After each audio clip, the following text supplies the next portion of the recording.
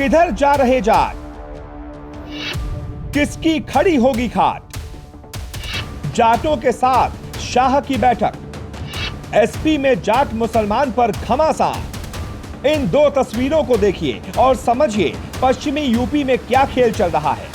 एक तरफ बीजेपी किसान आंदोलन से नाराज जाट नेताओं को समझाने की कोशिश कर रही है। खुद अमित शाह पश्चिमी यूपी के जाट नेताओं से दिल्ली में बैठक कर उन्हें समझाने की कोशिश कर रहे हैं, तो दूसरी तरफ एसपी आरएलडी उम्मीदवार के समर्थक जाट और मुसलमान पर धमकी वाला सियासी खेल खेल रहे हैं। इस तरह के सियासी माहौल में जाट किधर जा सकते हैं, इसका अंदाजा लगाना मुश्किल नहीं है। जयंत चौधरी जी ने एक गलत रास्ता चुना है। यहाँ के समाज के लोग उनसे बात करेंगे, उनको समझाएंगे। इलेक्शन के बाद में संभावनाएं खुली रहती हैं। हमारा दरवाजा आपके लिए खुला है। पश्चिमी यूपी की सियासत को जाट समुदाय सीधे तौर पर प्रभावित करता है। 2013 के मुजफ्फरनगर दंगे के बाद बीजेपी जाटों को अपने साथ जोड़ने में सफल रही थी। किसान आंदोलन के चलते पश्चिमी यूपी में बीजेपी का समीकरण गड़बड़ाता रहा है। इसलिए एक तरफ अमित शाह जाट नेताओं को मनाने में जुटे हैं, तो दूसरी तरफ सीएम योगी आदित्यनाथ पहले से ही दूसरी छोटी जातियों को अपने साथ लाने में जुटे हैं। साथ ही बीजेपी ने पश्चिमी यूपी में ठाकुर, ब्राह्मण, त्यागी, वैश्य समाज के साथ साथ जाट और गुर्जर जैसी जातियों को अपने पक्ष में लाने की कोशिशें शुरू कर दी हैं। दिसंबर में ही मुरादाबाद के ठाकुर द्वारा में 69 करोड़ की 30 परियोजनाओं का लोकार्पण और शिलान्यास किया और धनगर समाज को साधने की पूरी कोशिश शुरू की।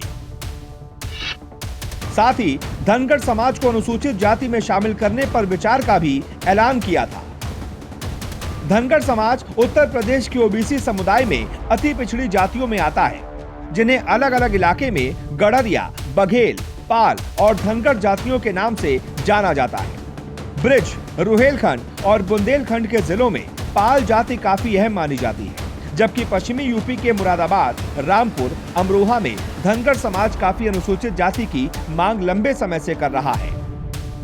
और एसपी बघेल आगरा लोकसभा सुरक्षित सीट से जीतकर मोदी सरकार में मंत्री हैं, जिनके एससी होने को लेकर विवाद भी है। इसके साथ ही मेहर भोज की प्रतिमा का अनावरण कर सीएम योगी ने गुर्जर समुदाय को भी अपने साथ लाने का इमोशनल कार्ड खेल दिया है।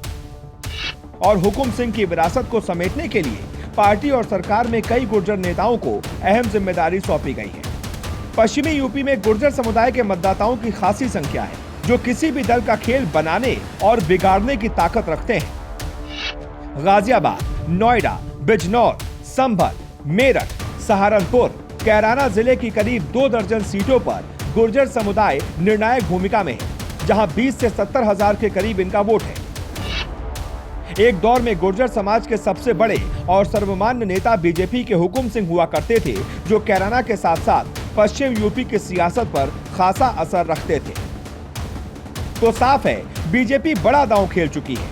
अब इंतजार केवल अखिलेश और जयंत के समीकरण टूटने का है। अगर जयंत जाट नेताओं के साथ मुसलमानों को नहीं जोड़ पाए, तो अखिलेश के लिए पश्चिमी यूपी की राह इतनी आसान नहीं होने वाली। Bureau report.